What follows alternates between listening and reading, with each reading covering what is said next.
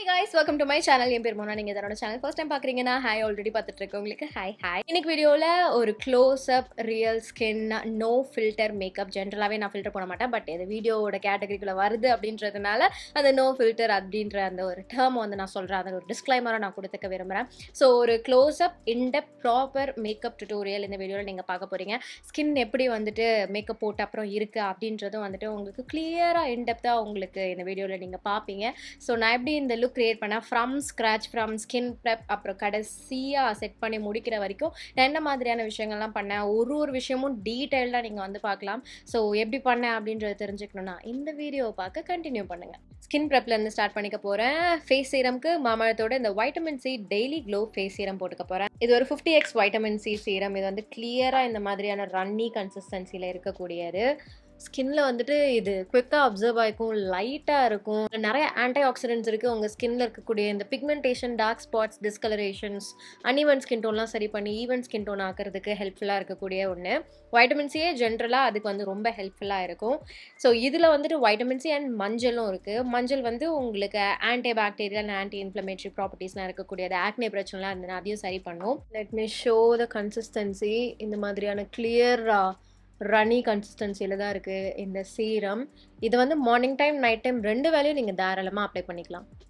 அடுத்து இது கூடவே அந்த ஒரு க்ளோ கொடுக்கறதுக்கு இந்த மாமாஎர்த்தோட vitamin C daily glow lumi cream use பண்ணிக்கிறேன். இதுவும் வந்துட்டு ஒரு மாய்ஸ்சரைசர் மாதிரியே நீங்கள் டெய்லி யூஸ் பண்ணிக்கலாம். இதில் என்ன ஒரு ஸ்பெஷாலிட்டின்னு பார்த்தீங்கன்னா, இதில் வந்து ஷிம்மர் பார்ட்டிகல்ஸ்லாம் இருக்காது. உங்கள் ஸ்கின்னுக்கு அந்த ஒரு செம்ம லியூமினஸ் க்ளோ கொடுக்க போகுது. இது வந்து அந்த ஒரு ஃப்ரம் விதின் ஹெல்தியான க்ளோ உங்களுக்கு கொடுக்க போகுது.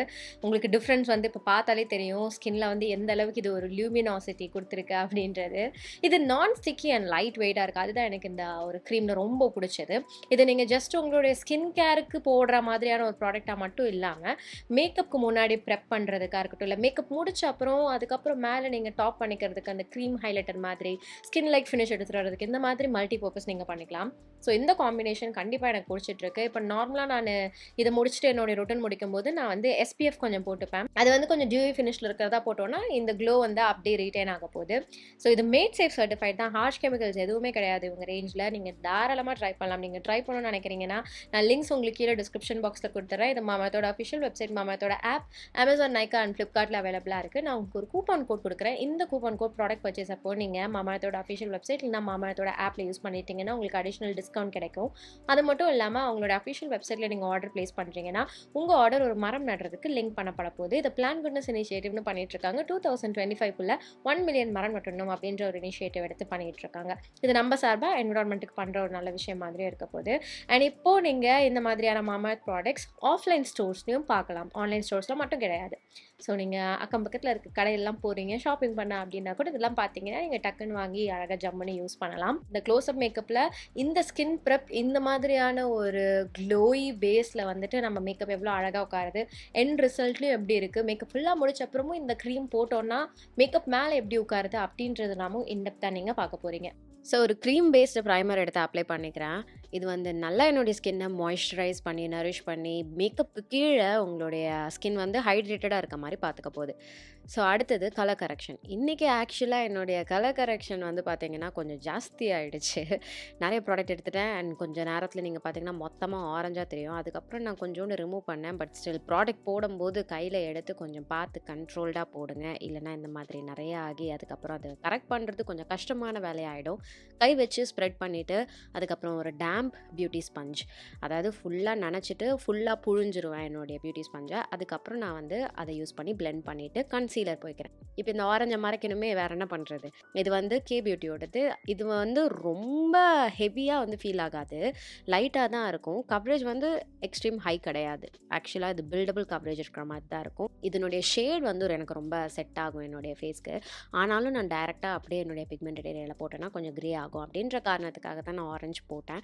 ஸோ இதுக்கு மேலே என்னுடைய கன்சீலரை போட்டு நான் வந்து பிளெண்ட் பண்ணிக்கிறேன்னா ஆக்சுவலாக இதுவே பார்த்தீங்கன்னா எனக்கு ஒரு ப்ராப்பர் பேஸ் மாதிரி வந்துருச்சா. ஆனாலும் நான் எனக்கு வந்துட்டு ஒரு ஃபுல் ஃப்ளாலெஸ் ஹெச்டி லுக் மாதிரி போகணும் அப்படின்றதுக்காக ஃபவுண்டேஷன் அப்ளிகேஷன் நாமும் பண்ணிவிட்டேன். இது எல்லாத்தையும் நல்லா பிளெண்ட் பண்ண அப்புறம் எனக்கு வந்து எப்பயுமே ப்ரஷஸ் விட ஸ்பஞ்சஸ் வச்சு பிளெண்ட் பண்ணுறது தான் பிடிக்கும். ஏன்னா நம்ம அடுத்தடுத்து போடுற அந்த லேயர் வந்துட்டு அழகாக பிளெண்ட் ஆகணும்.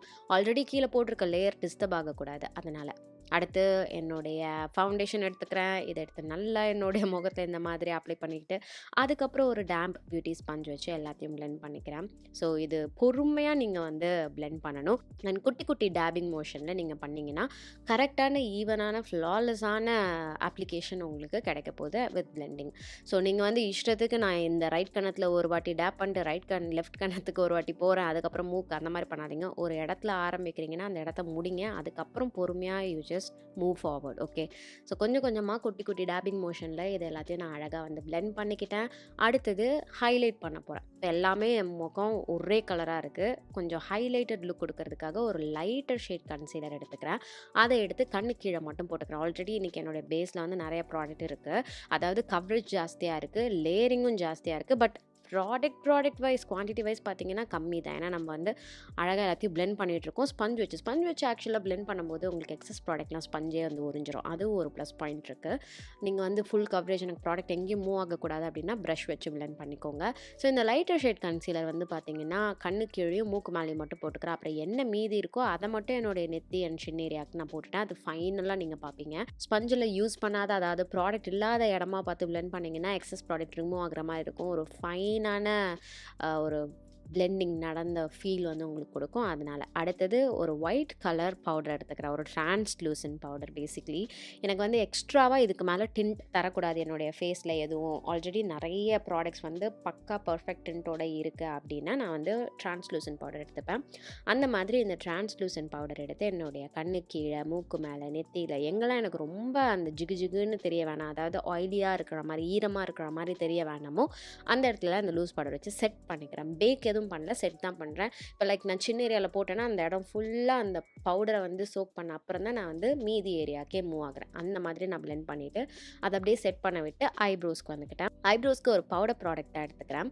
ஃபஸ்ட்டு ஒரு லூஸ்லி பேக்டு ஐப்ரோ ப்ரஷ் வச்சு நான் ஃபில் பண்ணேன். அது ஒரு மாதிரி கொஞ்சம் ஃப்ளெக்சிபிளாக இருந்தால், அதனால ஒரு டென்ஸ்லி பேக்டு ஐப்ரோ ப்ரஷ் வச்சு என்னுடைய ஐப்ரோஸை நான் வந்துட்டு கரெக்டாக கிறிஸ்பாக அழகாக ஷேப் கொடுத்து நான் வந்து ஃபில் பண்ணிக்கிறேன்.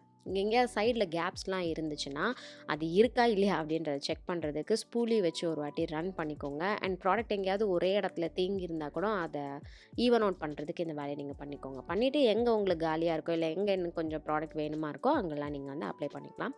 அதே இன்னொரு ஐப்ரோஸ்க்கும் நான் பண்ணுறேன். எனக்கு இந்த மெத்தட் தான் ஆக்சுவலாக ரொம்ப பிடிக்கும். என்னுடைய முடி வந்து நேச்சுரலாக கொஞ்சம் டென்ஸாக இருக்குது. அண்ட் பை நான் என்னுடைய ஐப்ரோஸ் வளர வைக்கிறதுக்கு எதுவும் பண்ண மாட்டேன். எனக்கு நேச்சுரலாக அந்த மாதிரி தான் இருக்குது. ஸோ இந்த மாதிரி பொமாட்ஸோ இல்லைனா பவுடர் ப்ராடக்ட்ஸோ எனக்கு வந்துட்டு என்னுடைய ஐப்ரோஸ் ஃபில் பண்ண பிடிக்கும். அப்புறம் என்னோடய உடஞ்ச ஃபேவரட்டான ஒரு ஐஷேடோ பேலட்லேருந்து ஒரு ப்ரௌன் கலர் எடுத்து நான் வந்துட்டு என்னோடய ட்ரான்சிஷன் ஏரியாவில் போடுறேன்.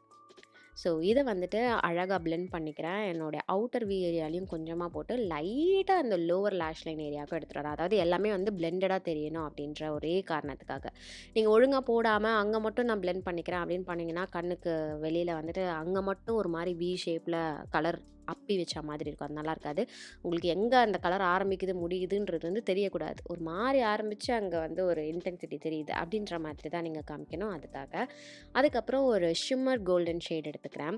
நான் வந்து தீம்காக போனோம் அப்படின்ட்டு இந்த கோல்டு கலர் போட்டேன். அதுக்கப்புறம் தான் நான் ரியலைஸ் பண்ணேன் ஆல்ரெடி ஒரு க்ளோஸ்அப் லுக் வந்து இதே மாதிரி ஒரு கோல்டு ஐ தான் பண்ணேன் அப்படின்ட்டு.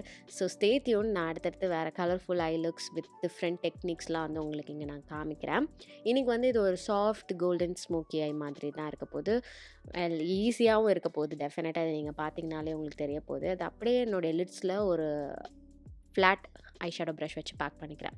அதே ப்ரஷ் வச்சு அந்த ப்ரஷ்ஷோட இன்னொரு சைடில் மேட் ப்ரௌன் ஷேட் எடுத்து இந்த மாதிரி ஃபஸ்ட்டு பேக் பண்ணுறேன். எங்கே எனக்கு திக்காக அந்த டென்சிட்டி தெரியணும் அப்படின்றத பேக் பண்ணிவிட்டு அதுக்கப்புறம் ஃபஸ்ட்டு யூஸ் பண்ண அதே பிளெண்டிங் ப்ரஷ் வச்சு எல்லாத்தையும் நல்லா பிளெண்ட் பண்ணிக்கிறேன். ஸோ எனக்கு மேட் அவுட்டர் வி வேணாம், லைட்டாக ஷிம்மர் வேணும் அப்படின்றதுக்காக அடுத்தது என்னுடைய வாட்டர் லைனை வந்து டைட் லைன் பண்ணிக்கிறேன் காஜல் வச்சு. சரி, அப்பர் வாட்டர் லைன் பண்ணிங்கன்னா உங்களுக்கு ரிசல்ட் வந்து சூப்பராக இருக்கும். ஒரு மாதிரி fine finished and full properly filled eyes look வந்து உங்களுக்கு கொடுக்கும். லோவர் லேஷ் லைனில் பண்ணும்போது நான் இந்த அவுட்டர் ஏரியாவில் மட்டும் கொஞ்சமாக அந்த லேஷ் லைன்லேயும் தேய்ச்சிக்கிறேன். எனக்கு என்னுடைய ஐ ஷேப்புக்கு அந்த இடத்துல கொஞ்சம் காஜல் இருந்தால் பிடிக்கும். அதனால் அங்கே மட்டும் கொஞ்சமாக எப்படி போட்டுக்கிறேன். அதுக்கப்புறம் திருப்பி அதே ப்ரஷ் வச்சு ப்ரௌன் கொஞ்சமாக எடுத்துகிட்டு அந்த லோவர் லேஷ் லைனில் அப்படி ஸ்க்ரிபிள் பண்ணுறேன். ஸோ மேட் ப்ரௌன் கலரும் இருக்கும், கொஞ்சோண்டு ஷிம்மர் கோல்டு ஷேடும் இருக்கும். அது ஒரு மாதிரி ஒரு யூனிக்கான அதே ஃபேமிலி கலரில் இருக்கக்கூடிய ஒரு கலர் வந்து நமக்கு எடுத்துகிட்டு வரும். ஸோ அதனால நல்லாயிருக்கும் லோவர் லேஷ் லைனில் பார்க்கறதுக்கு. அடுத்தது மஸ்காரா நிறைய கோட் நான் வந்து அப்ளை பண்ணிக்க போகிறேன். எனக்கு ஃபால்ஸிஸ் எதுவும் நான் ஓட்ட போகிறதில்ல அப்படின்றதுனால ரீசெண்ட் டைம்ஸில் என் முகத்தை நான் வந்து ரொம்ப நேச்சுரல் லுக்லேயே பார்த்து எனக்கே கொஞ்சம் எக்ஸ்ட்ராவாக ஏதாவது பண்ணால் ஐயோ பயங்கரமாக இருக்கே இவ்வளோ இருக்கே அப்படின்ற மாதிரி ஃபீல் ஆக ஆரம்பிச்சிருச்சு. ஸோ அதுலேருந்து நம்ம இப்போ வெளியில் வரணும். அதுக்கான ஒரு முயற்சி தான் இந்த ஒரு ஃப்ளாலெஸ் செமி கிளாம்னு சொல்ல வந்தேன். கிளாம் கிடையாது, ஏன்னா இது செமி கிளாம் தான். ஸோ அந்த ப்ராசஸில் தான் இதை நம்ம பண்ணிகிட்ருக்கோம். எனக்கு லேஷஸ் வந்து நிறைய அப்ளை பண்ணிக்கிறது ரொம்ப பிடிக்கும். அதனால நிறைய என்னுடைய அப்பர் அண்ட் லோவர் லேஷஸில் நான் கோட் பண்ணிக்கிறேன் ஒரு மஸ்காரா வச்சு. அடுத்து கொஞ்சமாக ஒரு லைட்டர் ஹைலைட்டிங் ஷேட் எடுத்து என்னுடைய ப்ரோ போனை ஹைலைட் பண்ணிக்கிறேன். நான் என்னுடைய ப்ரோ போன் இப்படி தான் ஹைலைட் பண்ணுவேன். அதை காமிக்கணுன்றதுக்காக தான் இதை வச்சதே. கொஞ்சமாக அந்த ஹையஸ்ட் பாயிண்டில் வச்சு என்னுடைய விரல் வச்சே தான் நான் ஃபுல்லாக பிளெண்ட் பண்ணுவேன். வேறு எதுவுமே பண்ண மாட்டேன். இதுதான் ஒரு மைல்டான க்ளோ வந்து உங்களுக்கு கொடுக்க போகுது. ஓகே, ஒரு இன்டெப்த்தான proper bronzing blush and highlight application இப்போ நம்ம பார்ப்போம். ஒரே ஒரு டூம்டு ப்ரஷ், ஓகேவா? இதை வந்து ப்ரஷ்ன்னு விற்பாங்க, ப்ரான்சர் ப்ரஷ்ன்னு விற்பாங்க.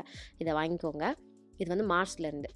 இதிலேருந்து அந்த ப்ராடக்டை எடுத்து அந்த கன்னத்துலேருந்து கண்ணுக்கு கீழே வர ஏரியா வரைக்கும் மட்டும் நான் இன்டெப்த்தாக உங்களுக்கு நான் காமிக்கிறேன் இதை எப்படி பண்ணுறேன் அப்படின்றது. இன்னொரு வீடியோவில் ஜஸ்ட் அப்ளிகேஷன் மட்டும் உங்களுக்கு ப்ராப்பராக காமிக்கிறேன். பட் இதில் நீங்கள் பார்த்தீங்கனாலே உங்களுக்கு தெரியும் கன்னத்தோட சைடு, ஜா லைன், அதுக்கப்புறம் மூக்கில் ரொம்ப லைட்டாக, அப்புறம் நெத்தியோட இந்த ஹேர் லைன். எனக்கு நெத்தி பெருசாக இருக்குது அப்படின்றதுனால அந்த இடத்துல ஒரு செமி சர்க்கிள், ஒரு ரெயின்போ மாதிரி ப்ரான்சர் அப்ளை பண்ணிக்கிறது எனக்கு ரொம்ப பிடிக்கும்.